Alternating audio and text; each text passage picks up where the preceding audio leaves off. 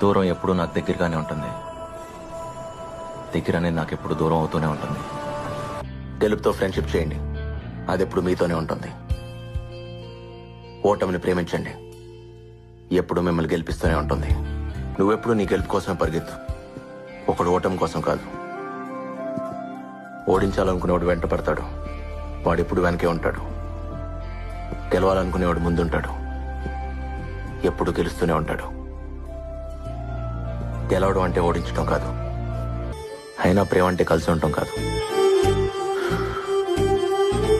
దూరాన్ని కూడా దగ్గరగా ఫీల్ అవటం. ఆకాశం చూడటానికి నీలంగా ఉంటుంది, కానీ అన్ని రంగులు అందులోనే ఉంటాయి. అర్థం కాని ఓ అందమైన పెయింటింగ్ లా ఉంటుంది. జేబులో రూపాయలు లేకపోయినా అమ్మాయిని ట్రై చేయొచ్చు, కానీ లక్ష్యాన్ని ట్రై చేయకూడదా? లక్ష్యం అమ్మాయి కన్నా సెక్సీగా ఉంటుందిరా.